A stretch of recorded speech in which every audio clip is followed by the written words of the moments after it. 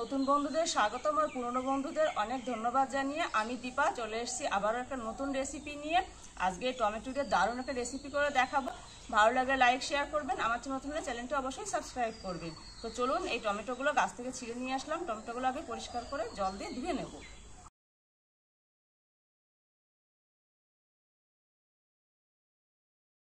একটা চাকু নিয়েছি, চাকু দিয়ে টমেটোর এই যে বোটাটা একটু ছাড়িয়ে নিয়ে তারপরে এগুলো একটুখানি এভাবে কেটে নেব। আপনারা চাইলে বটি ব্যবহার করতে পারেন। বিকালে চায়ের সঙ্গে ছোট বড় সবারই কিন্তু এই রেসিপিটা খুব ভালো লাগবে। অনুরোধ রইবে যে একবার অন্তত বাড়িটা চেষ্টা করবেন। এবার এই যে চাকু দিয়ে এটার ভেতর থেকে টমেটোর যে বীজ থাকে সেটা বের করে নেব। চাকু দিয়ে একটু এই যে ছাড়িয়ে নিলাম। একটা ছোট চামচ নিয়েছি, চামচ দিয়ে ভেতর থেকে এটা বের করে নেব। যেরকম করে আমরা পটলে কোনো রেসিপি করার সময় পটলের ভেতরে বীজটা বের করে নিই, সেরকম করে এটা বের করে নেব। এটা কিন্তু ফেলে দেব না, এটাও কাজে লাগাবো রেসিপিতে। এই যে দেখুন, এই যে এরকম করে আমি সবগুলো আস্তে আস্তে বের করে নেবো। একটা আমি বের করে নিয়েছি, আবারও একটা আপনাদের দেখিয়ে দিচ্ছি। এই যে টমেটোটা নিয়ে এই বোঁটাটা ছাড়িয়ে ওপর থেকে একটা এরকম অংশ একটু বাদ দিয়ে এই চাকু দিয়ে প্রথমে একটুখানি কেটে নেব, তারপর চামচ দিয়ে এটাকে ঘুরিয়ে ঘুরিয়ে ভেতর থেকে সব বীজ আমি বের করে নেব। সব টমেটোগুলোর ভেতর থেকে আমি বীজ ছাড়িয়ে নিয়েছি। আমার যেহেতু গাছের টমেটো তাই ছোট বড় সব সাইজের আমি নিয়েছি। আপনারা চেষ্টা করবেন একই সাইজের টমেটোগুলো নেওয়ার, তাহলে জিনিসটা দেখতে সুন্দর লাগবে।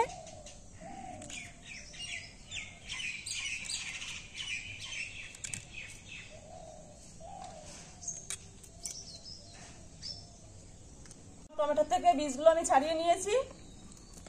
এখানে আমি আগের থেকে কিছু আলু সিদ্ধ করে নিয়েছিলাম, এবার আলু খোসাগুলো ছাড়িয়ে নেব।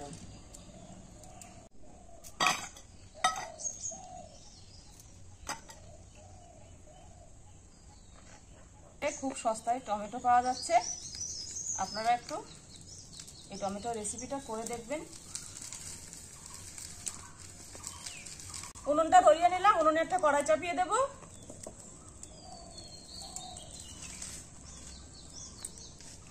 কড়াই গরম হয়ে গেছে, কড়াইতে দিয়ে দেবো সামান্য একটুখানি পরিমাণ তেল,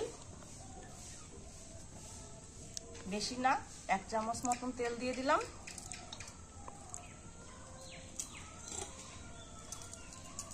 ফোড়নের জন্য ব্যবহার করছি একটা শুকনো লঙ্কা,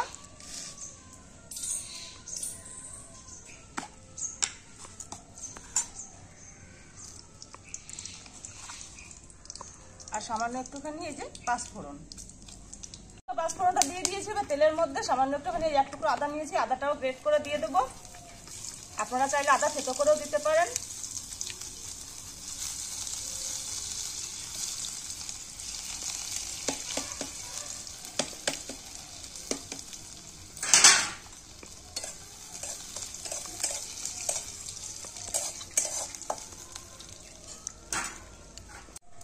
চারটে কাঁচা লঙ্কা নিয়েছি, কাঁচা লঙ্কাগুলো একটু ছোট করে কুচি করে নিচ্ছি।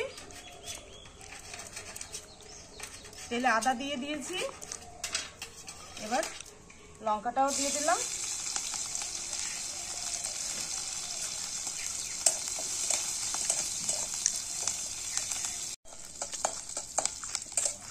আপনারা এই সময় চাইলে কিন্তু পেঁয়াজ দিতে পারেন, আমি আজকে পেঁয়াজ দিচ্ছি না। এবার এই যে টমেটোর ভেতর থেকে বের করে রেখেছিলাম, এখান থেকে ছোট অংশ আমি এর মধ্যে দিয়ে দেবো। পুরোটা দেবো না, হাফ মতন দিয়ে দেবো।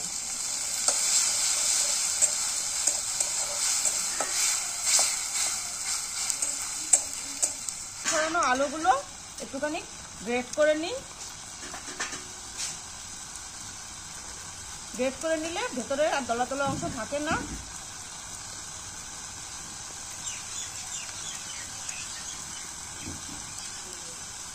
আপনারা চাইলে হাত দিয়ে এটাকে মেখেও নিতে পারেন।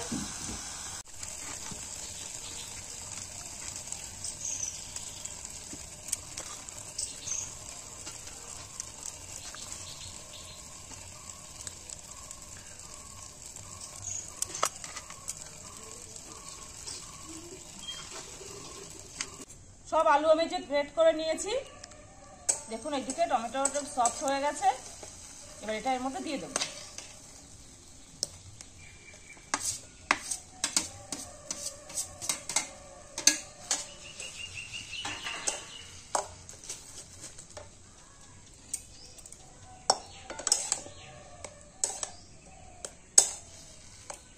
আলুর মধ্যে দিয়ে দেবো পরিমাণ মতন লবণ,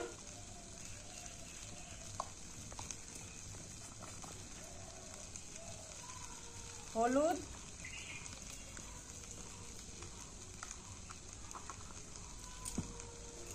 আর দিয়ে দেবো সামান্য একটুখানি ভাজা জিরে গুঁড়ো।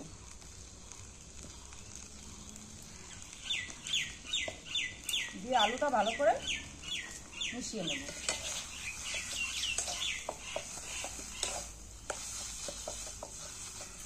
এই আলুর পুরটা কিন্তু একদম শুকনো শুকনো হবে। এর মধ্যে আবার দিয়ে দেবো একটুখানি ধনেপাতা। ধনেপাতা এই যে নিয়েছি, এটা একটুখানি ছোট করে কেটে নেব। ধনেপাতা কুচিগুলো ছড়িয়ে দিলাম।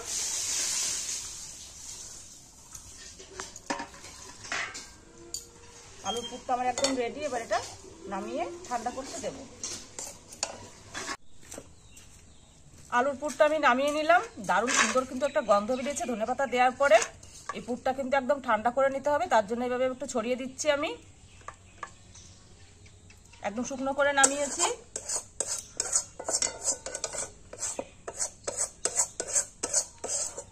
পুরটা একটু ঠান্ডা হোক। আলুর পুরটা ঠান্ডা হতে দিয়েছি। মাঝে মাঝে একটু ছড়িয়ে দেবো এরকম করে, তো তাড়াতাড়ি ঠান্ডা হবে। এখানে নিয়েছি বেসন। একটা বাটিতে কিছুটা পরিমাণ বেসন তুলে নেব।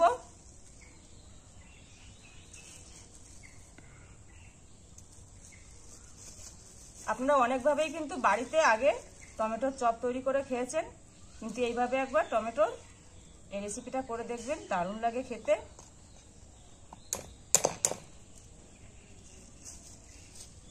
এতটা পরিমাণ বেসন আমি নিলাম। বেসনের মধ্যে বেশি কিছু মেশাবো না, সামান্য একটুখানি জাস্ট লবণ দিয়ে দিলাম। এবার নর্মাল জল দিয়ে এটাকে আস্তে আস্তে আমি ব্যাটারটা রেডি করে নেব।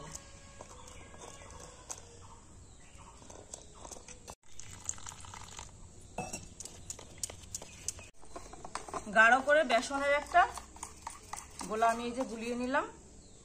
দেখুন ঠিক এই যে এরকম হয়েছে। এটা এবার রেখে দেবো। এদিকে আলুর পুরটাও ঠান্ডা হয়ে গেছে। এবার চলুন আলুর পুরগুলো টমেটোর মধ্যে দিয়ে টমেটোগুলো রেডি করি। প্রথমে একটা টমেটো নিয়ে নেব।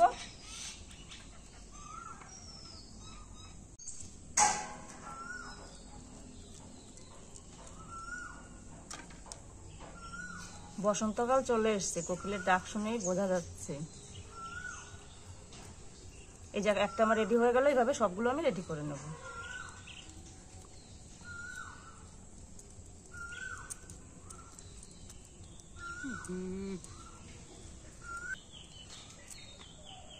কিছুটা আলুর এই যে পুরটা আমার রয়ে গেছে। এখানে আমি একটা ক্যাপসিকাম এই যে তো 4 টুকরো করে নিয়েছি। এটা টুকরো ছিল আমার, এটা দিয়েও আমি তৈরি করে নেব।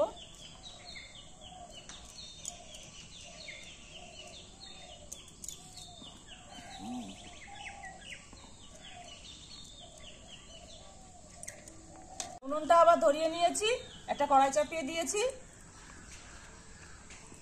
এবার দিয়ে দেবো পরিমাণ মতন তেল।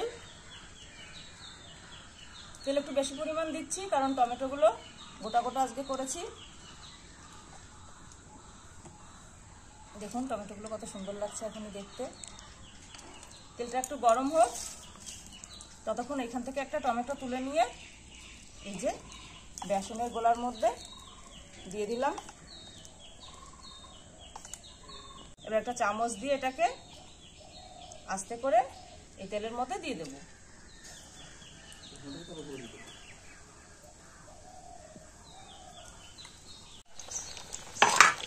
তেলে দিয়ে 1-2 মিনিট এটাকে একটু উলট পালট করে নিয়ে এটা আবার নামিয়ে নেব।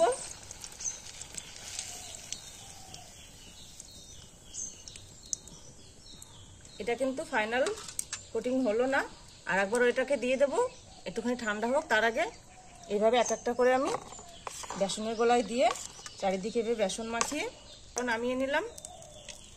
এভাবে সবগুলো 2-1 মিনিট করে দিয়ে আমি নামিয়ে নেব।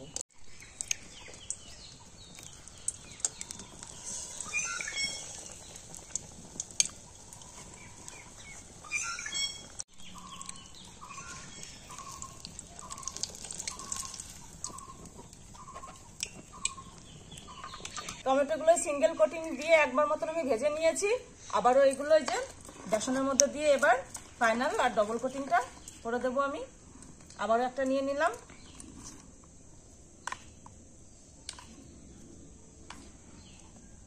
আপনারা চাইলে কিন্তু একবারেই এটাকে ভাজতে পারেন, কিন্তু এইভাবে করলে বেশি টেস্টি হয়।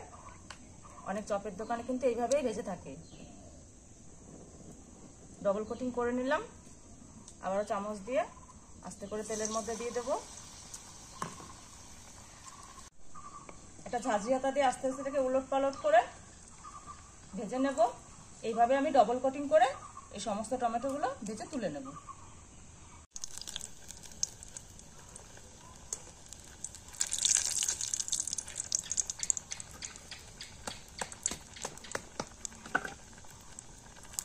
একটা আমার এই যে ডবল কোটিং করে ভেজে নেওয়া হয়ে গেছে।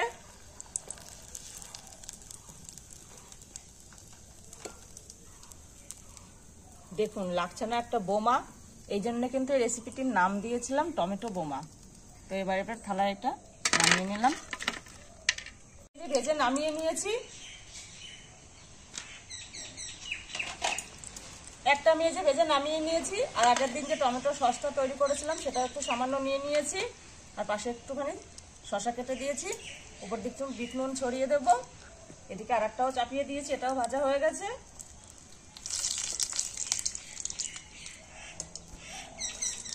এটাও নামিয়ে নেব। তাড়াতাড়ি করছি। এই যে এবার 3টে চাপিয়ে দিয়েছি একসঙ্গে।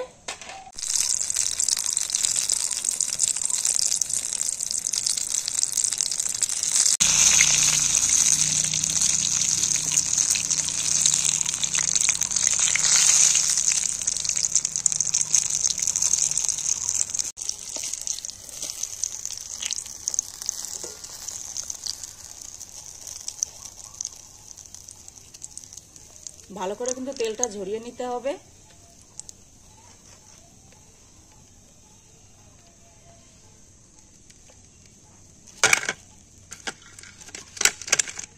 তাহলে দেখলেন বাড়িতেই কত সহজে ডবল লেয়ারের এই টমেটো বোমাগুলো তৈরি করলাম। এগুলো একদম বড় বড় দেখতে, বোমার সাইজের মতন, সেজন্য এগুলো টমেটো বোমা নাম দিয়েছে। আসলে এগুলো টমেটো চপ। তো আপনারা ভিডিওটা প্রথম থেকে শেষ পর্যন্ত দেখেছেন, তার জন্য অনেক ধন্যবাদ। ভিডিওটা ভালো লাগলে লাইক শেয়ার করবেন।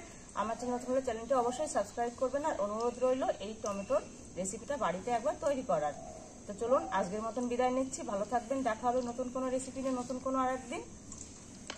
নমস্কার।